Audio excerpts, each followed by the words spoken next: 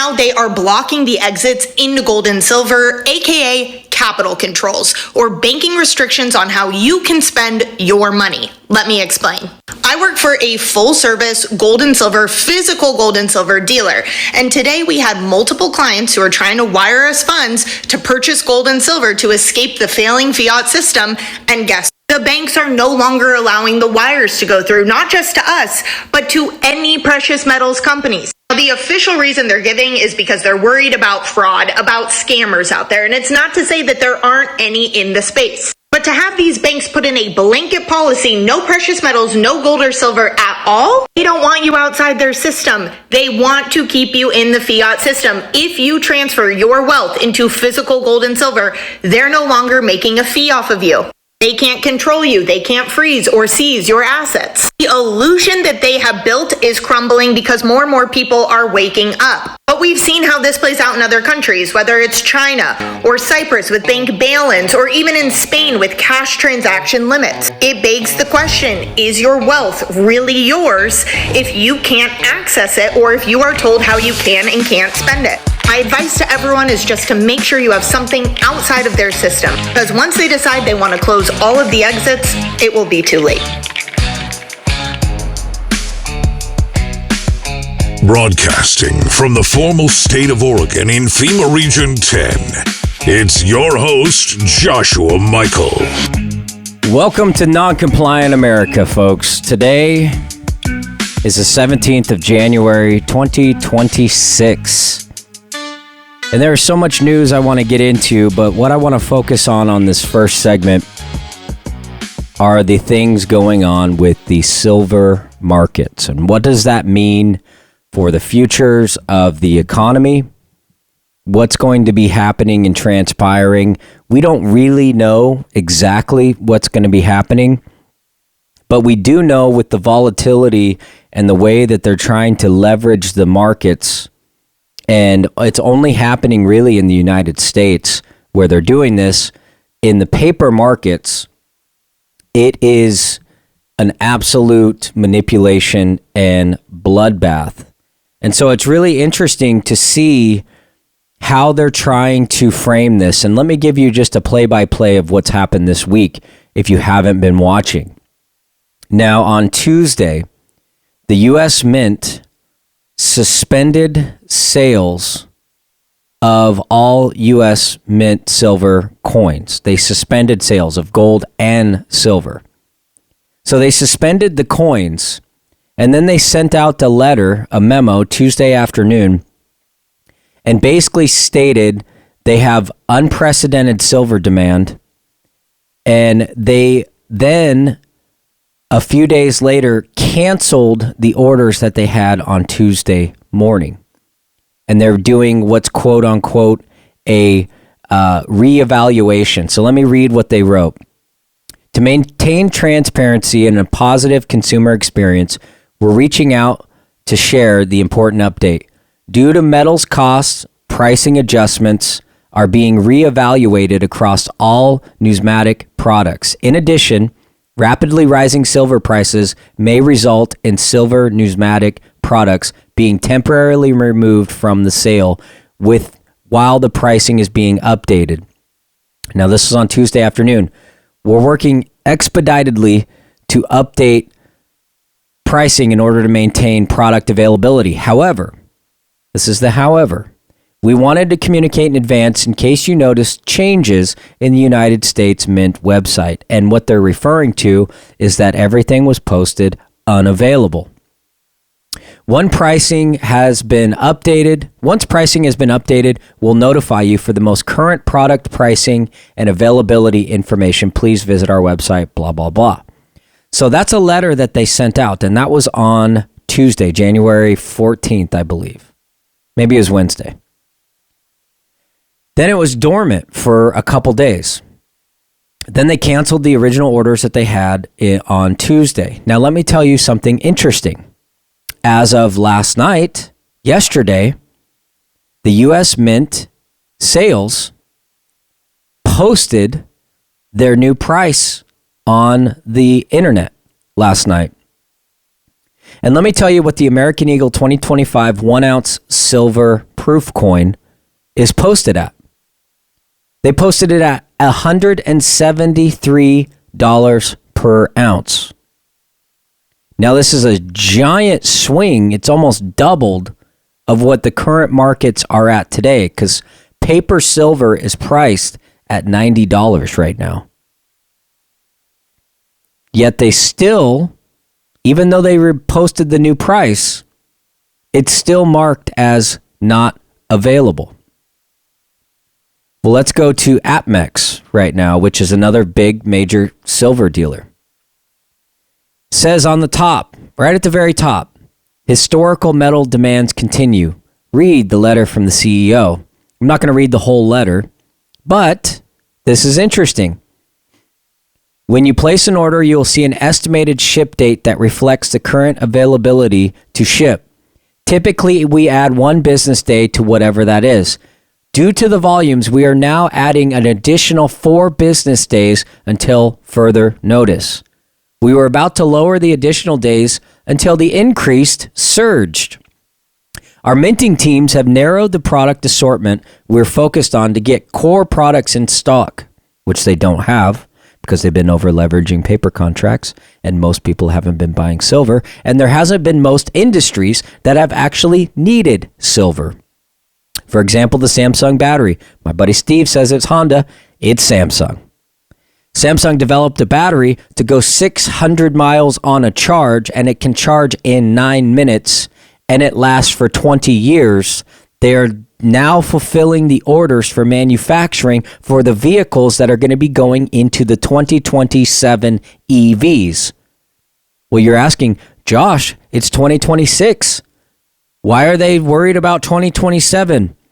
Well, if you know in any manufacturing, they have to start ramping up manufacturing now for the next year's models, and that's coming to an head.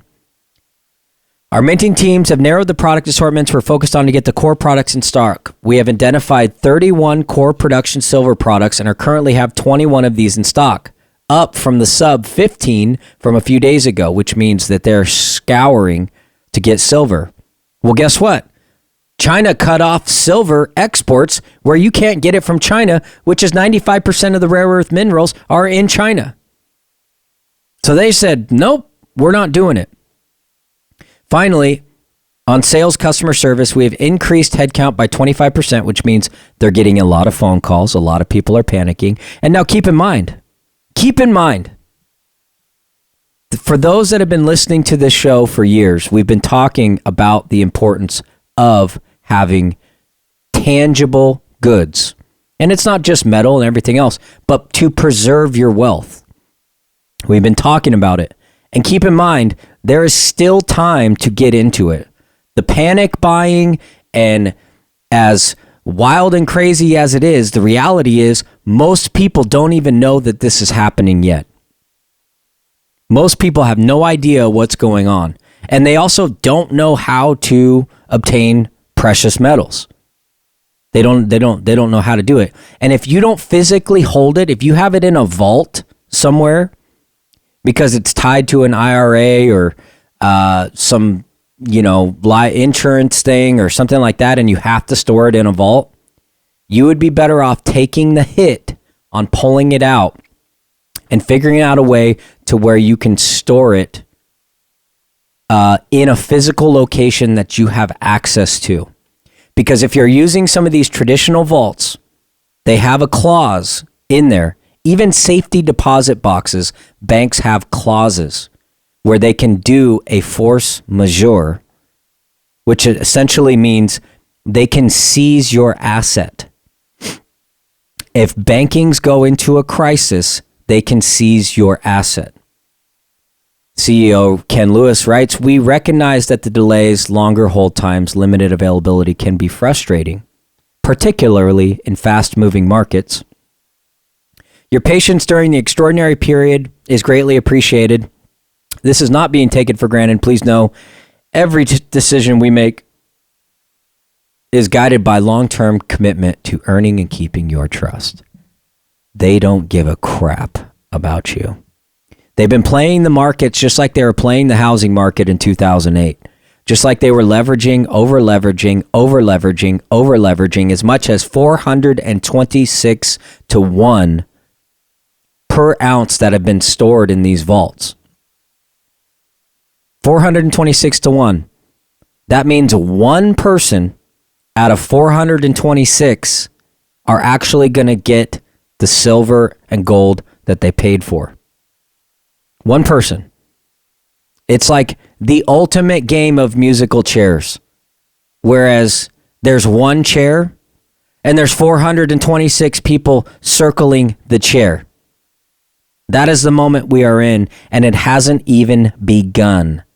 Now, they've been dumping billions and billions and billions of dollars into the silver paper contracts to try to keep the price down for one, but also buying out the contracts. They got it down, last I heard, was about 375 to 1.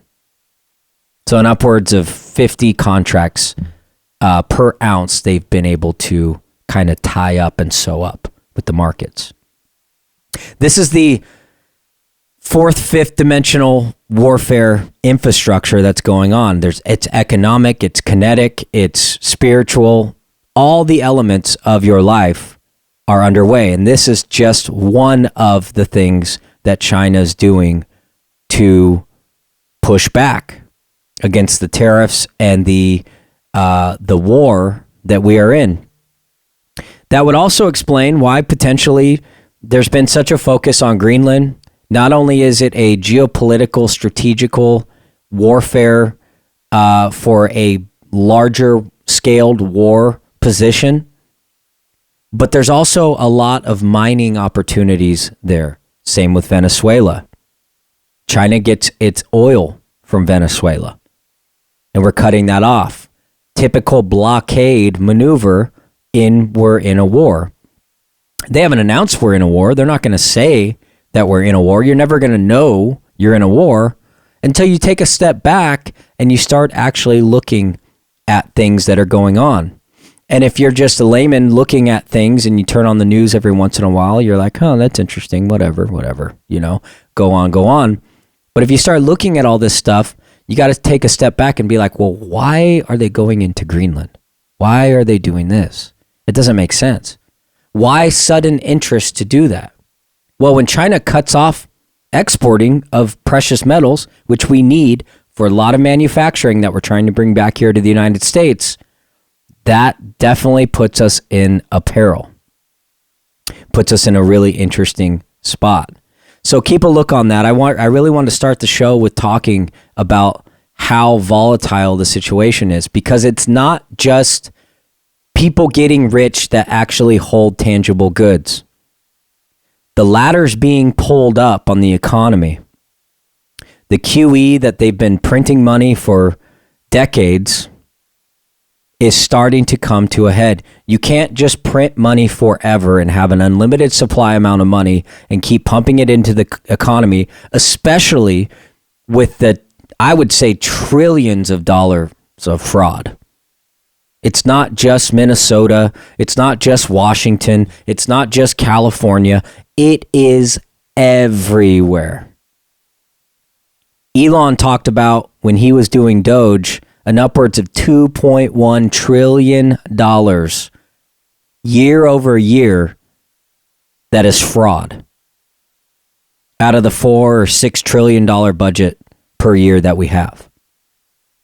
Which then begs the question, if we can get rid of the fraud and cut the budget requirements in half, but also exceed the GDP needed for income, we can eliminate income taxes, ride all the money off the tariffs, go back to the tariff standard where all the income taxes is abolished, and we could start tackling the deficit of the U.S. economy and the U.S. Treasury, the deficit, the $39 trillion that it is right now.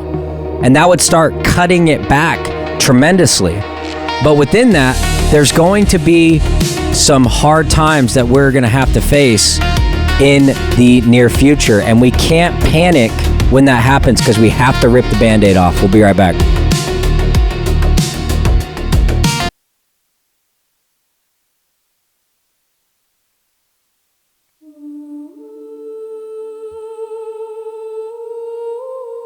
All right, we're going to get right back into it. We were talking about the silver markets and what's going on. So here's what always happens. And this is history with pretty much every country. You can follow, the most prime example would be World War II. Like, where did World War II come from? We just had a World War I prior to that. Well, what happened in World War I, Germany was absolutely bankrupt.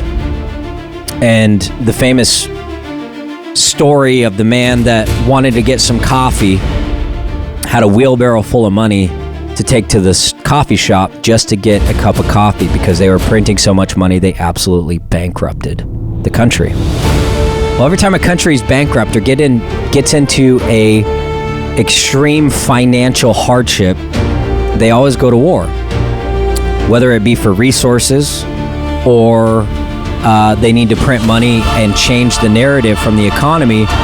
But also, war is very profitable for a country. They're able to ramp up production, put in infrastructure, get war bonds with other countries and everything else. And then you can start doing trade and barter, whereas circumstances you normally wouldn't have as a country. Some other countries that might see a benefit in that, whether that be you pawn off resources or do some type of protectionary agreements to get them to buy your bonds so you can get and accumulate money and everything else. It's just kind of basic economics, right?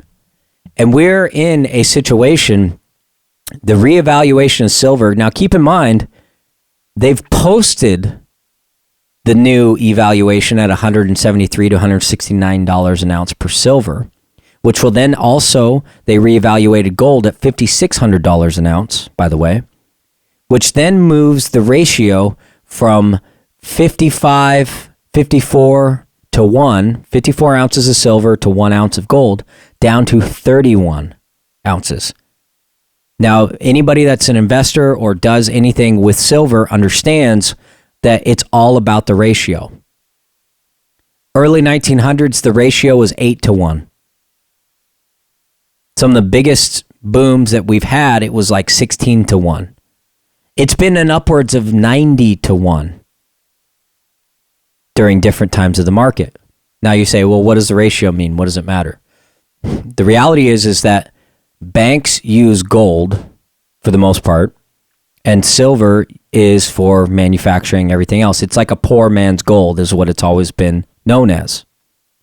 Now, I think it's way more valuable than that, especially given the contracts. But the other interesting thing that I've been watching is copper.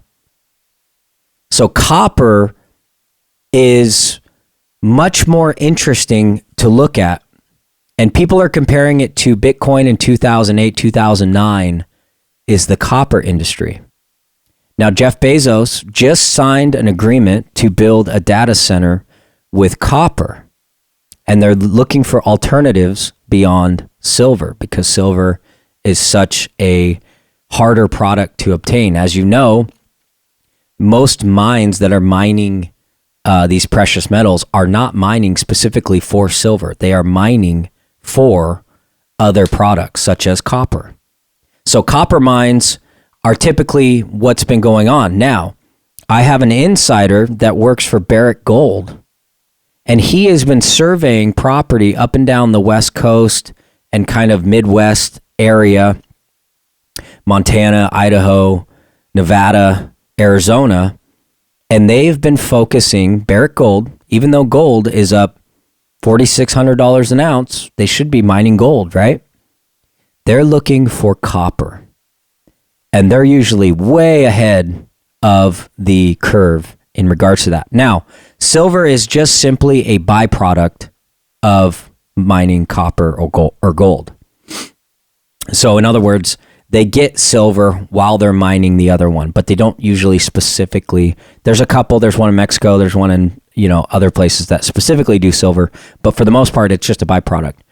It's very difficult for them to ramp up mining production. It can take upwards of 8 to 10 years to get a new mining operation going.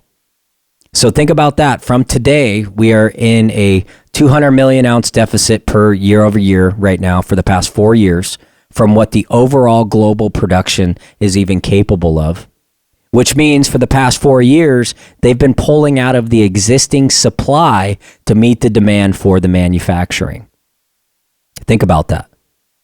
It's running out, and we can't fulfill the demand fast enough for how long it's going to take to ramp up manufacturing and mining, and how fast manufacturing is accelerating also, by the way. So Bezos moving to copper, it's really interesting. It's cheaper. It's a little bit less conductive. It's corrosive. There's downsides to it, but that might be the alternative fix, which also means that there's going to be a boom in copper demand. As you remember, during COVID, there was a huge copper demand, which electrical wire in a house tripled because there was just no copper and it wasn't being manufactured fast enough, and they just couldn't get to it fast enough. So it's really interesting, folks. And I want to kind of segue this into your own personal savings and investment. If you have money sitting in a bank account, just understand, by these metals moving the way that they are, that simply means that that dollar that you're saving is actually devaluing, because it's taking more dollars to obtain the same asset.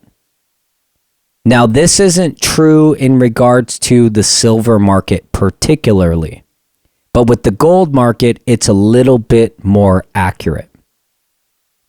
And they just increased by 25% on the eval with the US Mint.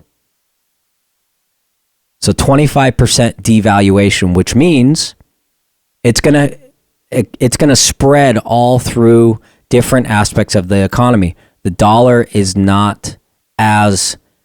doesn't have as much buying power as it used to. So that's like an involuntary tax. And that's the kind of the whole thing about the no tax movement of we need to stop paying taxes. So as long as the government can print money and just infuse billions and billions of dollars into our economy, which also takes away from the value of the dollar that we have, we shouldn't have to pay taxes. Because what are they using the taxes for? What's it actually being used for? It's not what they say, folks. It's not what they say. We'll be right back.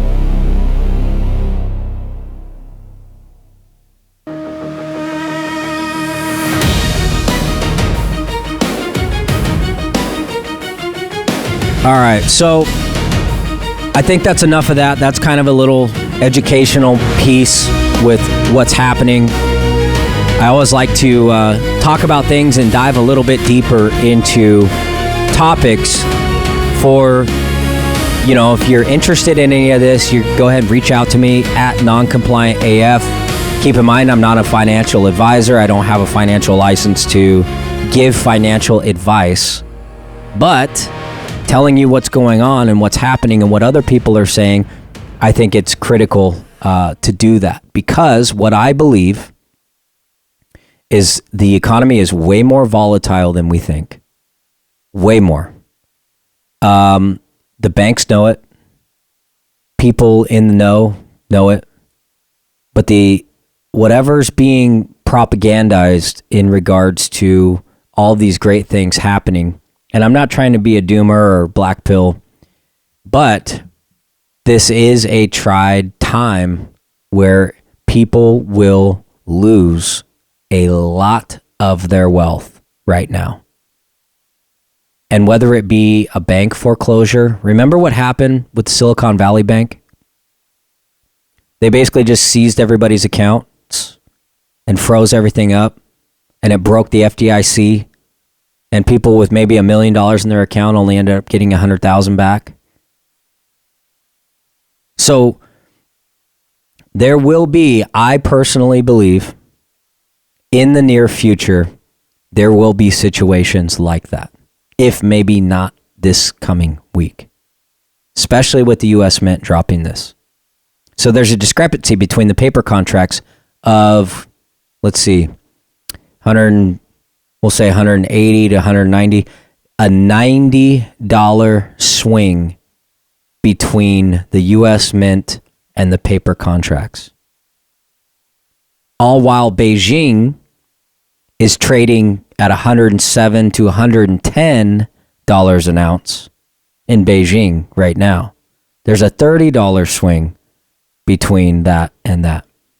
So there's definitely a scarcity. It's very apparent out there. They're being very selective about how they announce it.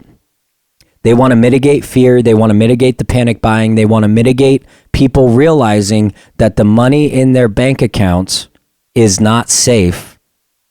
And they may be initiating some type of bankruptcies, bailouts, all the usual suspects. The bankers are always going to get their money.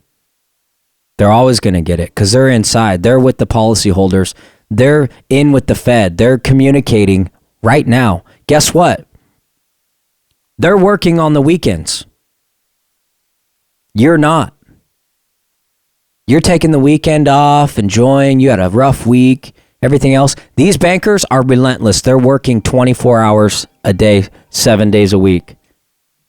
They're working all the time because they understand what they're in. But also, they're pretty ruthless. They're ruthless in that sense. They're not interested in living a quote-unquote life.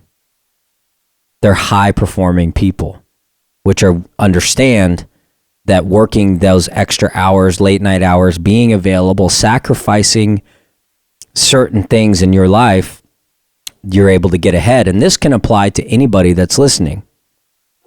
If you get stuck in the 8 to 5, take the evening off, take the weekends off, you are getting stuck in a hamster wheel. And if you are looking at your life thinking, wow, where did my life go?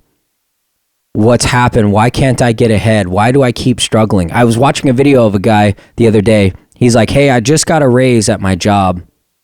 I've been there for 10 years. They just gave me a raise at my job and I made, an extra, I don't know, $100, $200 a week or whatever. So roughly $800-900 a month. All while at the same time, they increased his insurance premiums, which actually took all the raise away. And it might not have been that much, but it took all the raise away that he got. Plus, it was an additional $217 a month that he's paying for insurance. So they're never going to let you get out if you follow the traditional, I don't want to call them rules, but if you follow the traditional path on living a traditional life, wanting to get a good job and having a pension and getting Social Security when you retire and everything else, just understand these bankers, they're working 7 days a week and they are hedging your retirements and hedging your pensions on these open markets and gambling with them, virtually unaccountable. So if you spend your whole life saving for something and don't put your futures and your future investments into things that can be longer term and tangible, just remember the number in your bank account or the money in your safe, the cash in your safe that you got that you think will always be worth something, it won't. You have to put it in something that's actually making some type of return or has tangible goods like food, water filtration, air filtration, medical supplies, things that are available right now on the shelves, which in the future might not be. Because once the panic buying happens for silver, people are going to be buying panic buying in other aspects, which the shortages that are happening in the silver markets are just a microcosm to what is happening elsewhere with all goods.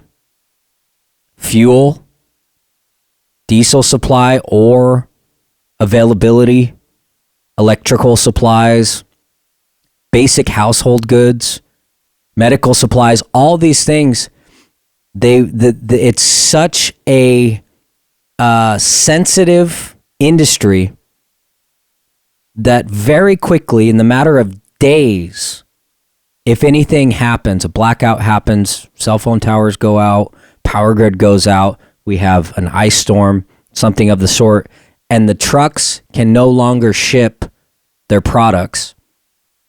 In a matter of days, the store shelves are empty. Now you're thinking, Josh, it's a beautiful day. I mean, everything's good. Trump's in the White House. He's got our back. He's going to save us. You have to preserve yourself. You have to protect you and your family. You can't rely on anything. So maybe take a step back, evaluate your life. How dependent are you on the current infrastructure?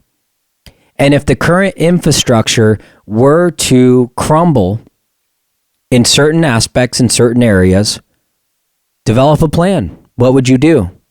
Maybe you don't have enough money right now to buy and invest and do different things, but you can do a little bit. And like the Japanese, just a little bit a day turns into a big order. Just take one step. Just take that first step into moving forward. Maybe don't consume as much time on your phone doom scrolling and just looking at nonsense and garbage and crap about Iran and blah, blah, blah, and get caught up in the grift with all the ICE raids going on. And, you know, you go waste your time going down to Portland and to confront the Antifa people, and you feel like you're doing your duty to the world by live streaming it and having all this clickbait going on online and everything else. And we're fighting against the tyrannical communists. No, you're not. Those people are paid to be there. They don't care if you confront them or not. They actually enjoy it just as much as you enjoy it. And you feel like you're doing a thing, all while your bank accounts are being robbed, the housing market's being undermined, the entire economy is being leveraged right now, and the bankers that actually make moves and have success and are understanding the climate that they are in, they're not out there. They're getting prepared. They're educating themselves. They're educating the other people around them. Whereas you could be running small little meetings with your community talking about, hey, who's got what resources? If we run out of water, if we can't get water, or the water's contaminated like it was in Salem a couple weeks ago. Remember the Boyle effect, everything else? The worst thing that you can be drinking in the world over any of even the bad bottles of water like Dasani, the worst thing you could be drinking is tap water. It's the worst thing. The city doesn't have your back. Oregon is fighting the CDC right now to keep fluoride in the water. They want to keep fluoride in the water, even though there's all these studies that RFK just released that said fluoride is bad, and most of the states are taking it out. They're like, we got it wrong. It was all bad. The reality is, it's industrial runoff. It's toxic waste that we get from China on their industrial. It's toxic waste. When they dump that crap into the water system, they have to be full suits, hazmat suits, because it'll eat their skin. And that's what they're putting in the tap water. And stupid places like Oregon are keeping it there. Because they want to poison you. They want a dumb, docile population that doesn't ask questions and are just sheep for the slaughter. But I'll tell you some great news that's happening with this tax bill that they were trying to shove down our throat. With over 250,000 signatures, we're fighting back, and we're starting to recognize that these types of things have been meant to keep us dumb and keep us docile, and we're not doing it anymore. It's exciting.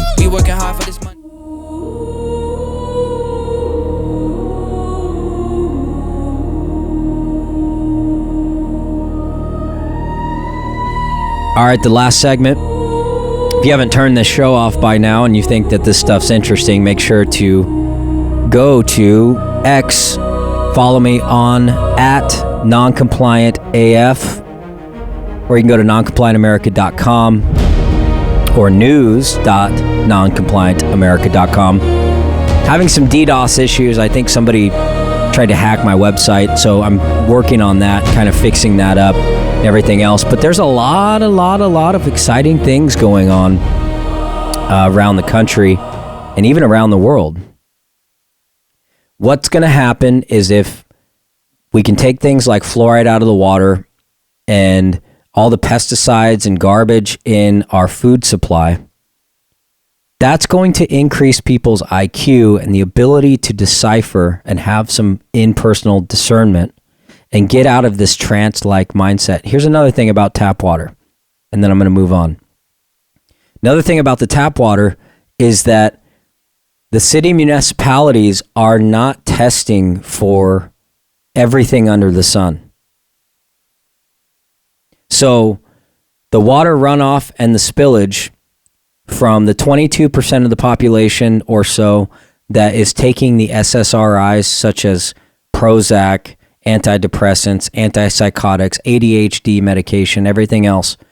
All the people around you that are taking that, when they go discharge their stuff, that chemical isn't breaking down. It's just going into the water table. And when it goes into the water table and the water supply, when the cities are shocking that and putting all the chlorine and chemicals and treating the water and doing everything else, they're not pulling those types of things out. In other words, most people have antidepressant, antipsychotic medications, prescriptions that are being distributed in the water table, in the water supply. They're not filtering that out. They're filtering out arsenic and other things. Meanwhile, there are levels of arsenic that's in the water. They just have a threshold that has been designated by a board of directors somewhere that deemed a certain level is safe. And so as long as they pull out enough to get to those levels, then that's good. They're able to distribute it. Just like with fluoride and everything else, which is horrible for you. And by them taking that out, that's going to cause more and more people to wake up and be like, hey, we don't want this anymore. We don't want to give this to our kids. You wonder why kids are so just disconnected and kind of slow. And not only is it related to the vaccines, I think, that's my opinion, but it's also just the garbage that they're consuming and the garbage that they're constantly exposed to. And the screen time and the lack of vitamin D and lack of, interpersonal motor skills and development. They're not getting all of that. When we were kids, we'd go ride the bikes around town, whatever, fall out of a tree, dig holes, what did you do when you were a kid? But I look outside of these neighborhoods. There's virtually no kids playing outside. It's a beautiful Saturday. They should be out just causing a ruckus. Getting into things, exploring with no shoes on, getting one within nature, because that is where the primitive power comes in of them being able to have the ability to have discernment. If you keep them in a padded room, they will just be slaves. And we aren't a country of slaves. We're not a country of cowards. But Oregon's a prime example of what happens when all this warfare is put upon us. We have a state of cowards and people that just want to put their head in the sand, and men that don't stand up and be men that they're supposed to be. And they're letting their children down and their grandchildren, all because they're scared of the Democrats or scared of the communists and scared of having less friends and scared of being that guy in the crowd that's like speaking truth. And they don't want to feel weird. They don't want to feel like an outcast because they like their life. And these young men, they want girls to like them, so they simp up and just let the women lead and let the women take charge and do this. It's really dysfunctional. It's really dysfunctional. But what that's doing is that's robbing you of your duty, of what we're supposed to do. Life isn't supposed to be fun all the time. Life is actually never really supposed to be easy. The idea of life being easy is a relatively new term. I don't care what these podcasters and these influencers say online and, oh yeah, you know, you can be a millionaire and then you walk around and go around, da da da da da. You don't think those guys are working 16 hours a day? You really think that all they do is walk around and shoot video and talk about how great their life is? Those guys are working business deals, they're getting sponsorships, they're doing and traveling, and there's an edge to everything. It's kind of like when you watch a movie. Austin Powers is the greatest example. Austin Powers had so many sponsorships, like Starbucks was a big one. Starbucks, they put in the movie. Starbucks paid them a bunch of money to put that in their movie. And they made it a very prominent, funny thing, very creative on a way to market Starbucks. But they got paid to do that. And that's how they made money. They got to do what they wanted to do. Mike Myers got to create the movie that he wanted to do. That was funny. But he also got paid to do it. So that was his budget for the production. That's a creative way to do the investment. These influencers are doing the same thing. So when you think that, oh, it's easy, I can just do this, I can sit at home and just run bot machines or bot farms on my computer and, you know, do this and do that. Understand, those people are probably working their tail off and sacrificing the time that you're spending right now on the couch. These guys are out hustling, trying to get ahead. Because like I said, the ladder is being pulled up right now. The gap between the upper class and poverty is spreading ginormously right now. And you have an opportunity to do that. Take control of your life. Reevaluate things that you have around you and find some tangible ways. Because let's say, for example, you have bandages and you just happen to have a pallet of bandages. Well, there's no way that you're going to need a pallet of bandages through the course of your life for your family and your small community. But there are people out there, if there's ever a bandage shortage, just like there was a toilet paper shortage and an antibiotic shortage and now a silver shortage. If you happen to have that, you can get creative and figure out a way to barter and trade something as simple as that. Or if you like to grow crops or grow plants and you have a green thumb and you're good at it and you have knowledge about that, start spreading that information. Host a small meeting in your neighborhood. Even if one person shows up, that's a start. That's a win. That's getting your toe in the water. That's engaging outside of just staring at a screen or living within your little simp life of simplicity, pandering to the people around you and everything else. It's time to start standing up and it's time to get active, because I believe with the Verizon outages that have been happening over the week, it's a beta test and they're getting ready for another 9/11 style disruption to the world. It's almost inevitable at this, folks, and you need to get prepared. Thanks for listening.